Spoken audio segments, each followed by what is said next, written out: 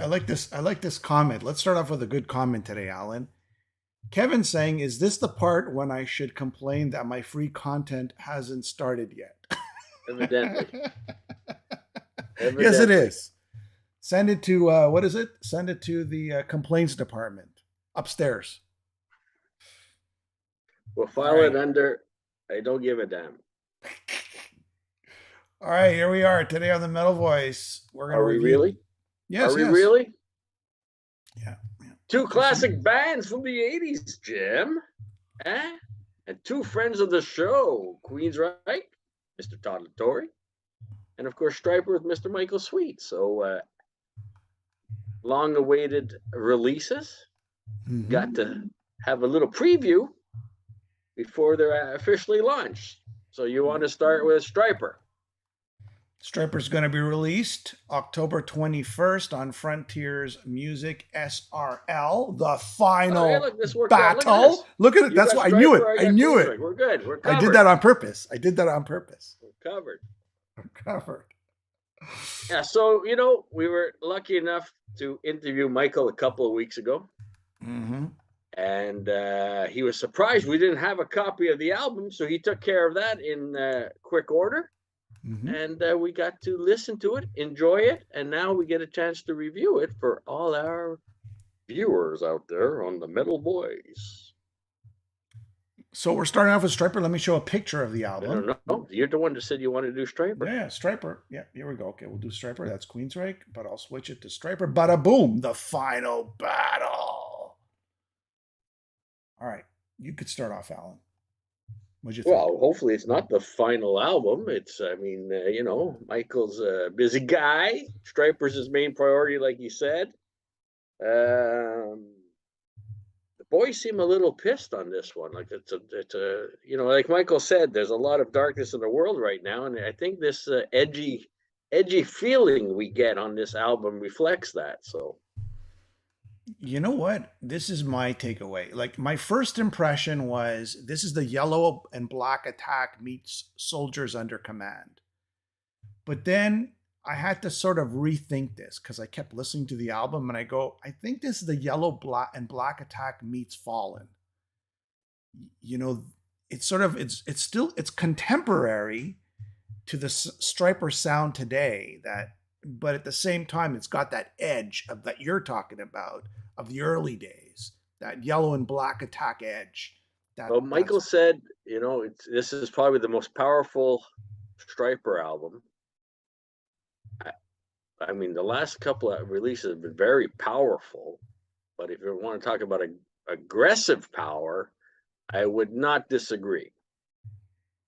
Alan, I would say this, and I know you hate when I say this, but this album might be one of the best Stryper albums in terms of song structure, melody, and just sheer enjoyment of listening to him sing and play. It just seems like they're firing off on all cylinders. That's why I'm wearing my shirt. All right. So what'd you I like? Which think, songs did you like? well, we can get into it. I mean, Transgressor's been out for a while. It just starts off with that Halford scream, and it's something that we're used to hearing on their last releases. I mean, everything's always a little bit different. But I mean, that Tra- sets the tone. For me, it sets the tone for the rest of the album. yeah, It's a yeah, I great. think so too. I think so. Transgressor is like firing off on all cylinders, and everyone's heard it. And I think the internet is like, I think they broke the internet with that one. And then you got See No Evil, Hear No Evil. Again, still aggressive, but you got those classic Stryper backing vocals, It's a little it's bit it's darker. Yeah, yeah. And then the same old story. Another. This is a The song that people second one, haven't. Yeah, yeah. But see no evil, hear no evil. That has been released already. Everybody's heard it, right? But as we get into the third track, which is same old story, which people haven't heard, very big hook, and you listen to it and you go, wow, I don't know, man. This is just. It's just that's where Fallen comes into play. That's very hooky and melodic and just enjoyable. I think the bass, drums, guitars all together, they're like at warp speed on this. You know, Yeah, it's yeah, a yeah. nice. They're all kind of in sync, and it's a little bit more of a faster paced song. So Now here's the big one for me, Alan. Heart and Soul. And lots of screaming, that, lots of screaming on there. you know, maybe we could just summarize this whole album. I mean, instead of going, because people haven't heard these songs, right? Crunchy guitar, Stryper guitar tone, and I think melody is key here. It's an album that's super melodic, super infectious. You walk away from this album humming the songs when you're sleeping at night. What do you think? It took me a few listens to get into it. Yeah, It's a bit of a grower for me, yeah, but I'm glad that I invested the time because the more I listen to it, the more I like it. I mean, Heart and Soul, just the guitar solo in there is kind of like Stevie Ray Vaughan meets Ingrid Malmsteen, you know, Ingrid J. Malmsteen, of course. You have to put the J in. I would say that Heart and Soul probably might be one of my favorite tracks. And then you have the next song, which is Near, which is I That's don't a know if I can. ballad It's a that power ballad, but Michael done was right. referring to. He Done said right. he kind of was going for that lover boy, it's over feel. I've got it. I think it's more like Styx meets 6 a.m. You know, again with the classic Stryper backing vocals. Yeah, yeah. And you know, Near is just another. And you know what? I would definitely hear that Lover Boy when it's over. You know, it's those big melodies with the big voice, and you know, is it hair metal? It's probably more 80s metal than anything, right? Hard rock metal in the 80s. And always with that Stryper stamp, right? Any other songs you liked? Yeah, I think there's a song that's called Out Up and In. There's Rise to the Call, which I didn't. You and I were just talking before the show, and that happens to be both of our favorite songs. Incredible, incredible. That's like Which right is, in your for me, face. it's really classic Stryper. Yeah, yeah. That's So one song on here is probably the one that sums it up the best. No Rest for the Wicked is a really dark something that might even be found on Reborn. So Till Death Do Us Part, I find that more of a late era Stryper. What they've been doing more recently. Ashes to Ashes. That's like Painkiller on Valium. It's got the drum intros. It got the fast guitars that kick it. Nothing's as fast as Painkiller. As far that's why I say it's on Valium because Painkiller's pretty darn fast. yeah, yeah. Well, you know what? Everything you're saying, I agree with. I mean, it's the sound that people love about Stryper. And you know what? Michael saying Boston meets Pantera meets 80s Stryper. Yeah, in certain Yeah, ways. yeah, Sure. Yeah, yeah. that's a very good That's a assessment. good way. Hey guys, seeing them in 1022 Open for Priests. I think they're referring to Queensrÿche. Um, Queensrÿche. I would say, and I'm going to say this one more time, it's the Yellow and Black Attack, has a baby with Fallen, and this is the baby. This is what comes out of it. And this might be, and I said this to you right before I started, one of their strongest albums. And I think Michael said this. And at first I go, I don't know if I believe him or not. But then I go, wait a second. He's a born again Christian. He's not lying. So he's bang on the money. He's it's an exciting album. I love this album. This is an album that you will, and I'll say it again, the melodies will be stuck in your head. That's how well the songs are I, constructed. I like the drum sound. I like the drumming. I think there's some great bass lines on a few of the songs, especially "Same Old Story." And of course, Michael. Like I said, there's some interesting guitar solos. I don't know if it's Oz or Michael is doing it, but and then of course Michael's voice. Uh, he still hits those high notes, and he's proud to hit those high notes. Like I said, there's quite a bit of screaming and but overall, yeah, a very strong album. I mean, they just like everything they've released, you know, throughout their career, even especially the most recent stuff. It's like I think you said it once before, Jim, that they're like a fine wine. They just get better with age. And this album is hopefully not the final album. It's called The Final Battle, but there'll be more coming down the road. So, good news for all you Stryper and metal fans out there. You will not be disappointed. Pre order the album now. if you love Stryper in the past, then you're really, really gonna love this album. And I think you could even hear some snippets online somewhere. And it's that good. I know that people went wild after Transgressor was released. So it's there is variety, but done in a great way. And congratulations to Stryper. Pick up the album October 21st. Pre-order now. You will not be disappointed. All right, switching gears. Unless you have something else to say on Stryper, Alan. No, I mean, the Transgressor, Michael said they kind of teased everybody with that. It wasn't the strongest one on the album, in his estimation. And yeah, I think there's a few other songs, the way they release it. He was big on the sequencing of the songs. I think it's come off quite well. Yeah, yeah, definitely. I'm not going to rate this album yet, but it's definitely way above an 8 or 8.5 out of 10. Like it's definitely going to be one of their best, and time will be very kind to this album. People will love it more and more. That's all I can say about it. I mean, you got the tone, the scream, you got the screaming, you got the guitar tone, you got the crunchy guitars, you got the solos, vocals. You got the classic backing vocals. So it's Stryper at their best with great songs. So that's it. It's a metal album too. Definitely. It's Here, Jason saying, is it heavier than the last three or the same? I would say heavier. It's more raw. Yeah. Is this album? The other ones are hard to beat, quite frankly. But is the album as good as Fallen? I would say heavier. All right. I would say heavier and darker. Okay. Is the album as good as Fallen? Fallen's a good album. That's what I was saying. Like I said, this one for me was a bit more of a grower. I had to, really go back to it a few times. But I'm glad I did, because it's a really good album. Where some of the other ones recently had a more of an immediate effect on me. Yeah. See, I love Fallen. Like, Yahweh is an incredible. The whole album is great, but I think this album is great. Again, it's a mix between the older No More Stryper Hell and to Pay Fallen. too. That was a great album. Yeah. But Fallen is a great album, and this is up. And that was a heavy album too. No More Hell to Pay. Yeah. All right, man. So let's switch it to Queensryche. Unless anybody else has any questions about this album, we'll be more than happy to answer. Let's take it up. Let's bring out. There it is. So another classic band, and I mean, it's hard.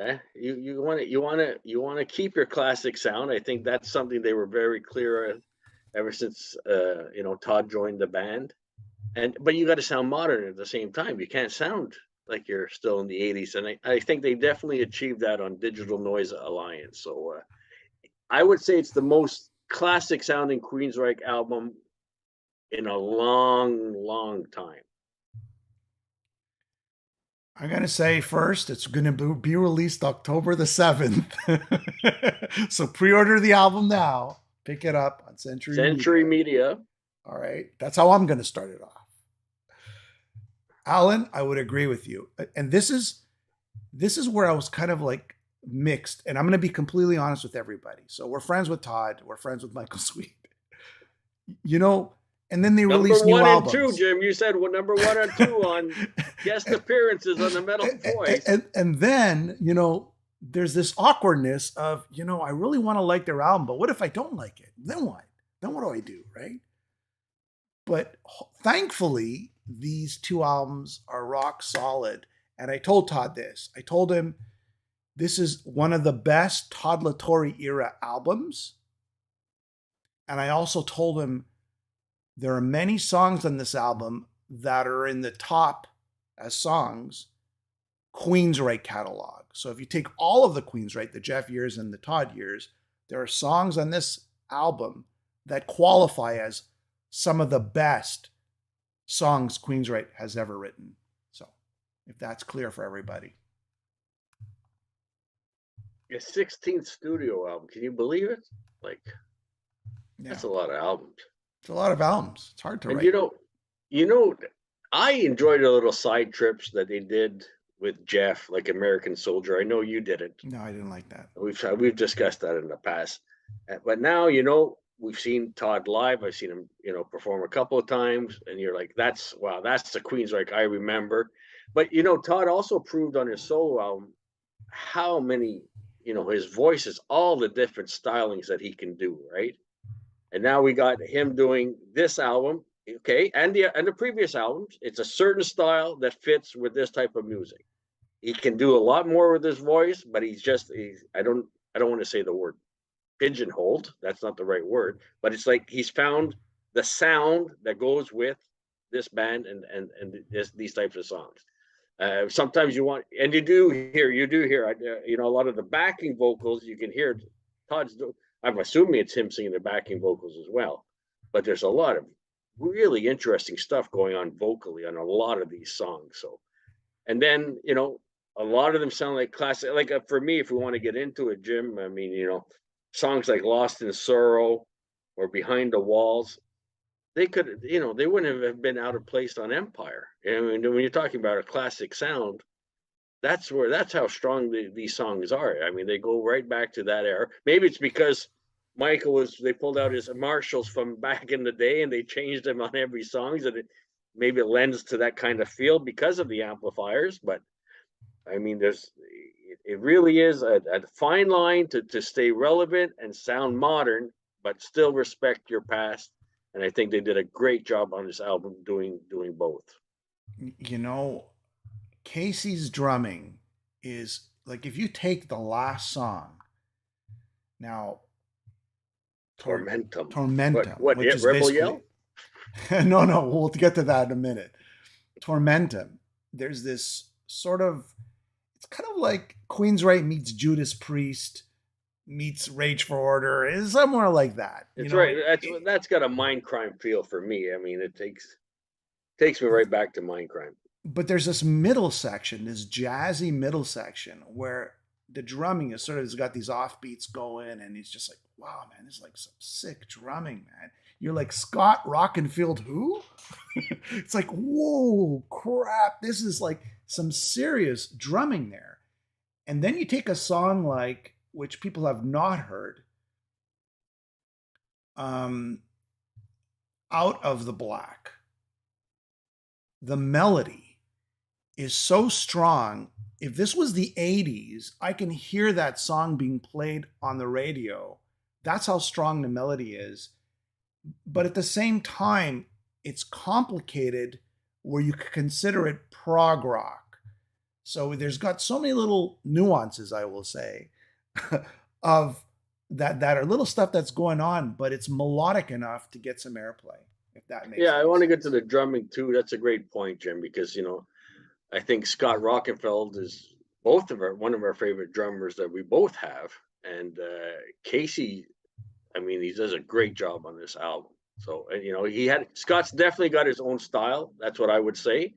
He's a big part of the Queensryche sound, and on this album, Casey's done a great job to really bring his own sound and his own style to the album. So, I agree, man. You know what I like about Lost in Sorrow? And you just talked about it before. You said it belongs maybe on an Empire era. I agree. Either Empire or Operation Mindcrime, because Operation Mindcrime has those sort of um, mid-paced songs with big melodies and haunting keyboards sort of in the background. And it could easily fit on Operation Mindcrime or on Empire. It's that good, and even the delivery, the vocal delivery on this album's 10 out of 10. well, Eh, there's if you want to get into the vocals now, my favorite vocal is on "Sick Death." I think Yeah, Todd does lots of interesting stuff on there, but the best example, his shining moment on the album for me, and it's I think it's your favorite song on the album as well. It's "Forest." You know, Todd's a little more restrained, but extremely sincere on that song, and I think that's his shining moment on this album is "Forest." But uh, my best I prefer the vocals on "Sick Death." I think he did a great job on that. So for me, I agree with you there. Sick Death, some great gritty little vocals happening. There's a lot of dynamics there.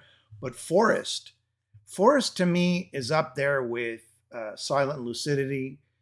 With it's kind of the same, but it's different. It's basically Todd singing, and it's sort of like his chest voice, his deeper tones, and even though it's a little higher, but it's that song. I could see it in a movie, in some sort of soundtrack to a movie. Someone's dying at the end of the show, the movie, and the scene, and I can see that song. If that was released in the 80s, that would have been, the song, the go-to song for all the women and all the men. Yeah, I think, as you're listening to it, you're hearing all the songs, In Extremis is a great opener. And you're listening to it, and that is a song. By the time you get to Forest, it's a song that definitely stands out from the pack. I agree. Yeah, yeah, yeah. So Francis goes, it's same but different. I guess what we're trying to say here is it's different in the sense that they're kind of going into new territory, but it still has that stamp of Queensryche at the end of the day, right? I think Todd said it best here in the press kit. We're all advocates for certain characteristics that are very indicative to the band's sound, but the challenge for us is blending that history and the nuances that are important and true to the band, but still feel modern. So, I got that feeling from the album without even reading that quote. So I think that if that was the goal, then they got 100%. It's an A+ album and an effort. If Yeah, that was the yeah. goal, so I think they nailed it. And You it is a know, fine line. And we see a lot of bands that try to go out of their way to do something different and not sound the same always, and the fans skew them sometimes for it. But then again, if they sound like they did back in 1983, nobody will be buying it anymore. So it's a fine line, and I think they did a great job on this album. it's the Verdict, sort of like the next organic step from the Verdict, but it also touches on different eras of a Queensryche, because you can't take this album and say it sounds, oh, it's like The Warning, oh, it's like Operation Mindcrime. It borrows sounds from those eras, but it's still an organic growth from the Verdict, which I thought the Verdict was a great album and stellar. And the production, Zeus kills it on this album. The guitar work is always great. It's that Queensryche guitar sound. It's always there. I know a lot of people miss DeGarmo, but Wilton does a excellent job. And like you said, Casey, the drumming is just outstanding. Look, and I'm going to warn everybody right now. When I first put it on, I was like, it's okay. And then I heard it again and again, and I go, I'm going to really dive into this album and really take my time to listen to it on headphones, on speakers. And you know what? The more times I listened to it, it just friggin' grew on me more and more, because you get to notice stuff, you get to get into the melodies, and those are usually the best albums, in music history, is the ones that take the time to just settle in. There's just so much information. You need to absorb it. You need time to absorb it all. I agree. It's definitely a grower. You have to listen to it a few times. Like you said, there's a lot going on, and if you're just casually listening to it, you won't get all the nuances. You won't appreciate the album as much as far as I'm concerned.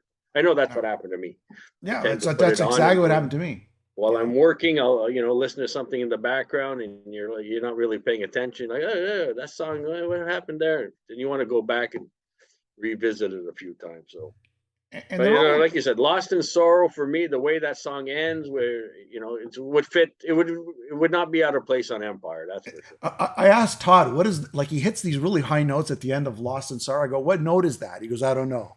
You just did. It He felt just right. belted it out. No, and again, I think you bring up a good point. It's a fourth album with Todd, 16th studio album overall, and there's definitely a comfort level, probably. And they were building off the momentum of the Verdict, and the pandemic hit, so it's nice to see that they kept the feel. That it actually, for me, like you said, Jimmy, is the feel, the atmosphere has grown on this album. So it keeps, they're advancing. Todd's an integral part of the band. He's not a sideman, that's for sure. And you can see where the new sound is definitely coming together, and has been quite successful on this album. So I like to also point out "Hold On," which I thought was another. It's like a throwback to the '80s in a sense, right? And and Todd was right when we talked to him about this. There's a lot of variety on this album, and there is. You'll hear, oh, that sounds like Rage for Order. Oh, that sounds like Empire. Oh, that sounds like uh, Operation Mindcrime. You'll hear bits and pieces, but they're done in a new way. A fresh approach to taking what they did in the past. And you said it best, Alan. They're it's now. It's right. It's the sound of now blended in with the past. But to me, again, it is the next step after the verdict. All right, here we go. You ready for this? You ready? Surprise me, Jim. Rebel Yell. What'd you think? Oh, They did a cover of Rebel Yell. Is that considered a bonus track, or? I think it's considered a bonus track. What'd you think? Well, I mean, again, Todd does his, changes his voice a little bit and does a little bit of homage to Billy Idol, I think, on there. But the overall song and everything, I mean, it's a great song to begin with, but they kind of made it their own, and Queensrycheized it. That's a good way to say it. It's definitely something that is way out there compared to the rest of the album, as far as I'm concerned. So it's a fun way to end an album. I think they had a good time doing it, and it's really different for the overall feel and atmosphere of the album, I find. Cover songs are like hit and misses for me. Either you elevate it to something better or it's going to fall flat. And in this case, I think they elevated it. They took the original, which is great. I'm a huge Billy Idol fan. I love 80s music. That's just me. They took a song that I loved, and like you said, they Queensryched it, right? They tweaked it, and they kept it also pure to its core. Like the vocals, very similar delivery. The keyboard sounds are there. The shotgun, the machine gun sort of sound on the guitar solo is still there. So they've reified it, but at the same time, they preserve the essence of what makes that song great. So knocked it out of the park for me. I think Rebel Yell will bring in another crowd that they don't have today. I hope. Yeah, it sounded like they had a fun time doing it too. So, I mean, I think Ed Guy did one, and they did Rock Me Amadeus, and they made it their own too. So some of these 80s songs are still alive and well, and being revisited in a little bit more of a heavier fashion. So I guess on a final note, I'd like to say that Todd did tell us that there's a lot of videos that they're going to come out for this album, and I think it's a good idea because the videos help you digest the album with so much information, and this is the perfect time to have a lot of videos for this album because you'll get to appreciate the songs more when there's a video. You're using now your eyes as a sense, and on albums that are a lot more difficult to consume, it's the right way to go. That's it. So overall, I'm not going to rate it now, but I'll tell you, it's really high up there in the ratings. It is a grower. Do not be worried, people, when you play it for the first time. When you play it for the first time, don't freak out. Say, oh, I can't believe Queensrÿche. What are they doing? Play it a few times. Let it grow on you, like a fine wine. And you'll get to really... Queensrÿche fans will love it, and they'll surely get some more fans from this album. So just some comments here, Jim. Yeah. Well, I want to say bonjour et j'espère que tout va bien à Francis. Salut, Francis. And, I agree with Mike wholeheartedly. We need some new Ed Guy music, but the good news is Avantasia's going to have a new album out in the meantime. So, and Rick, I did see Ed Guy once myself. They promised they'd be back to Montreal, and they've never come. So Toby did not fulfill his promise on that, but they did come with Avantasia. So, all right. So TMC is saying, "Bye, rejoice the suffering." I agree with that. Hey, salut tout le monde. That's Francis. À tout le monde, à tous mes amis, je vous aime, mais je dois partir, and that's true. Hair Metal Rule says, "Cheers from Dublin, guys." Paulo saying, "Get the King Diamond interview. Merciful Fate touring U.S. and Canada." Okay, we're waiting. We're waiting by the phone. No, it's not ringing. It's not ringing. Jim's got his tickets, that's for sure. If it's King Diamond, Jim's got my tickets. We're going. Me and my buddy Ron, we're going. Is anybody else have any questions about the new Queensryche or the new Stryper album. And always, Alan, you please wear a Care Bear suit in the next show. Care Bear. I'm not sure if I have one. Thought you had one. No, Oh, not sorry, Care that was Bear. a Snoopy one. Yeah. Cheers from Mobile, Alabama. Mobile, Mobile. Alabama. Mobile, is that where it is? Mobile. The Dillinger compound says Mobile. Todd LaToya rips. I couldn't care less if Jeff Tate rejoined the band. I mean, that's a good question. I mean, they're on a roll, right? They're going to be touring with Judas Priest. It seems like there's this upward momentum happening. They're coming out with this great new album. Why bring back, why bring back But there was some rumors, Jeff? right, happening. Maybe rumors are always happening, but there's something. There was something going around the internet about. I think. You never say never, but I think they're both on interesting paths right now. That the split has happened, and this album is proof of that. So. And we wish Jeff well. We hope we, wish him, great shows, and he's doing well at his shows. And Jeff has always been very accommodating to the metal voice, and he's a true gentleman. And it's always a pleasure to sit down and have a few conversation with him. So, but Metal Madness wants to know, when's the next Todd interview hang scheduled? We got to do a 1994 show. Apparently, Are we a 94, Alan? Are we a 94? Yeah, you did your preliminary list, and we've never revisited it. So Todd's a busy guy. He will be busier and busier. So we'll have to get him back on to do one of those shows again. Jason just asked, when's the next top 10 metal album? What's the next top 10 metal albums by year? And so I guess 94, you answer that, Alan, because I lost track. Todd's busy promoting his new album and his tour, and we're busy, doing these shows. So, soon. That's it, Alan. What else you got? Nothing else? No. I mean, lots of good touring going on. A little too much. It's hard on the wallet. The albums are coming fast and furious. And the great news, I just read it before coming on live here. Steel Panther has found a bassist. It's about time. About time. You can sleep well at night. And they'll be out on tour as well. Sounds like they're going to go on tour with Blackstone Cherry. So there's some shows coming up if you're a Steel Panther fan. For me, Alan, in a week, it's the Bass Strikes Back, Death Angel, Exodus, Testament. Then we got Iron Maiden in Ottawa. Then after that, Sabaton Epica, and then it's Merciful Fate in November. And there you go. That's it. They were sitting at home for too long, and now it's one show after another. So nothing but good news to see all these bands, especially King Diamond. Wow, that's a massive tour for him. That's it. He's playing the Bell Center in Laval.